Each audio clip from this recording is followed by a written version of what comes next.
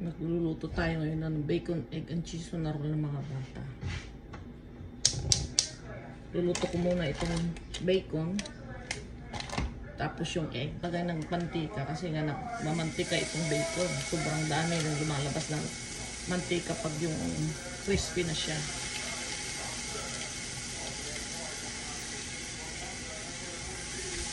Yung mga anak ko, favorite nila ito, bacon, egg, and cheese na roll.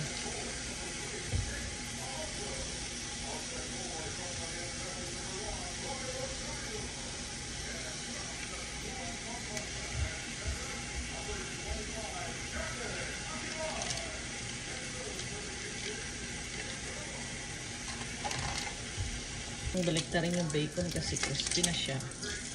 Brown na.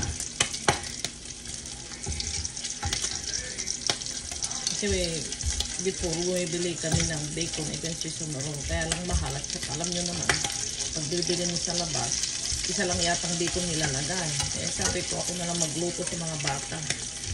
Maganda pa. Ayan. Ito yung gagamitin nating tinapay. Ayan.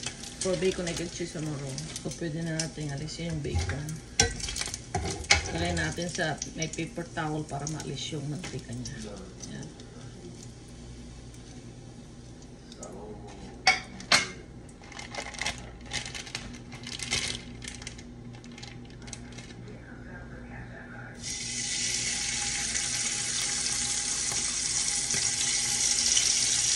Masarap ang bacon, kaya lang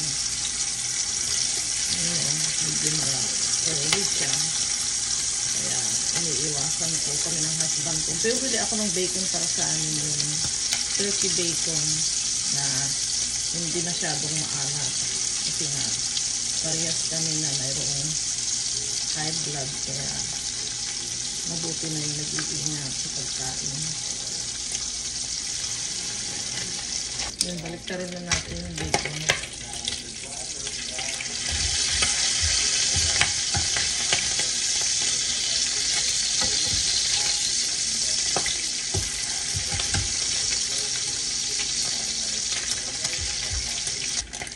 Bacon.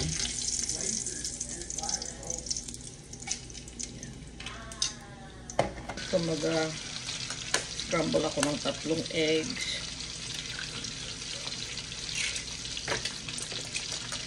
Kasi yung anak kong babae hindi pwede sa kanya ang itlog, kaya yung 2 lalaki lang. Kasi iba naman para sa amin ang husband ko yung egg white para sa aming omelette.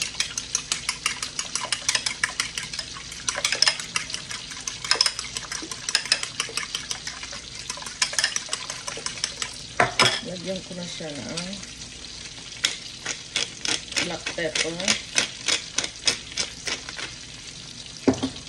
Saka salt. Konti lang kasi may bacon na yun. Yan. Bacon, egg, and cheese na roll. Gagamit tayo ng olive oil.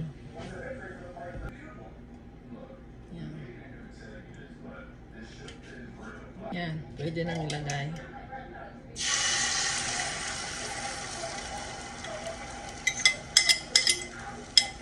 So, slice na tayo ng 3 bread para sa mga bata.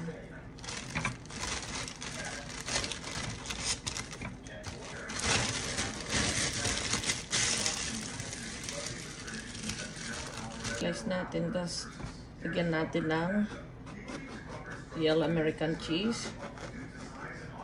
Nalagyan natin siya ng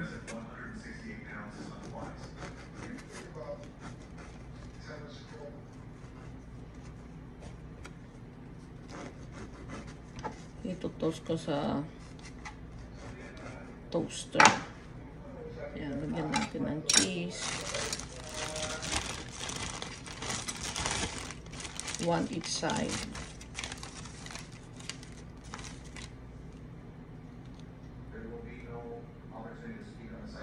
Yellow American cheese ito. Toast natin sa toaster hanggang mag-melt. Ito pwede nang balik na rin. Yan. Ito pwede na. Luto na siya. Yan.